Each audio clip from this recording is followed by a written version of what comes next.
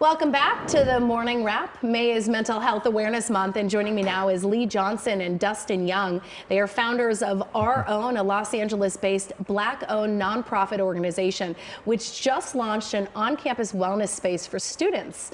Thank you to both of you for joining us. Absolutely, thank you for having us. So first, just kind of explain the genesis for this, where you guys came up with the idea to do something like this in a high school. Yeah, so we have a nonprofit organization based in LA, right? And a lot of things that we have seen is just a lack of access to resources and tools. And when we focus on our young people, we realize like, well, where are kids at, all the time? They're at school. And in order for us to have like a more preventative approach, we have to get into the schools. So we partner with the school district to build out this space to focus on the mental well-being of the students. And since coming back from the pandemic, we realized like kids are having increase in stress, depression, anxiety, suicide ideation. So how can we provide more access and tools and essentially build a toolbox for students so they could deal with their mental well-being? So what are we seeing? You're in a high school now in Inglewood. Yes. What do we see in this space? What do the kids have access to? So I think the first thing is they're coming into a space that's beautifully designed, right? I think that for us, we knew that we had to design something that would wow the kids, but also make them feel safe.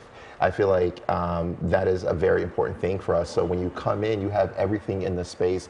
First, it's just a beautifully designed space. The kids get a chance to kind of tap in with books. So we have a whole library of books that they can kind of read and things like that. Then they have things like our tea wall that have yoga blankets. And then we have an app built in so they can really just tap in and meditate as they see fit throughout the day on top of the programming that we have. Now, some people might say, well, is this distracting to the kids? Or are they not focusing on their education if they're meditating? But you guys have started to see some real results in the classroom, spilling over into academics. Yeah, I mean, I think that the biggest thing that we like to say is sometimes life is gonna life, right? And it's even more so for the kids. But when you build a space like this, yes, it's beautiful, but does it work? And I think for us, we have seen so many good things come from this space.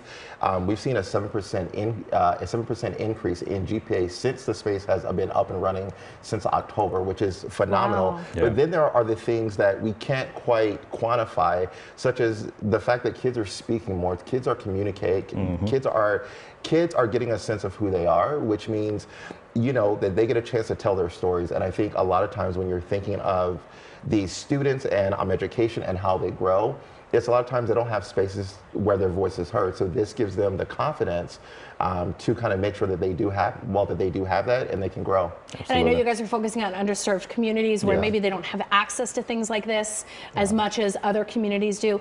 I know you're in one high school now. What's the plan? You plan to expand? Yeah, absolutely. So the plan right now, we're in the first high school and to go build out more spaces in schools throughout that district, but also to expand to other districts as well, like LA. We are currently building an esports space right now as we speak. So that should be done this summer as well. Yeah. And if there's a district watching or if there's a teacher watching and they want to talk to you guys, how do they get a hold of you? Well, the best way to get a hold of us is you can go online and you can find us at ourown.com. And there is a tab that says wellness spaces. So check on it and you get a chance to just kind of see all the work that we do, and then you get a chance to nominate your school. And let me just ask you one last question. I know that when you talk to these kids, they're so inspiring. They've been through so much with the pandemic. Is there anything that stood out to you that any of them have said to you or have done that you think is a direct result to the space you've created? Well, I would say one is when we first built this space, there was a student that walked in and she just started bawling, started crying as soon as she walked into the space. And, I got nervous for a second, like, what happened? What do we do? But what she mentioned was, like, we have never actually been listened to as students. We have never had a space that was built for us. And this space right here is a safe space, but it's also a space that allows us to be our true self. We'll also just open up.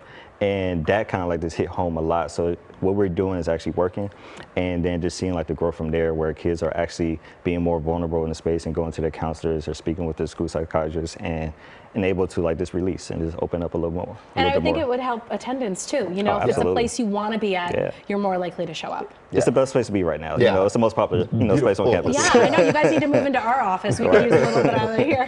Thank you so much for joining us, and thank you for what you're doing for our youth. I appreciate you so much. It's a really great cause. You can find out more information about this on our website, kcalnews.com/themorningwrap.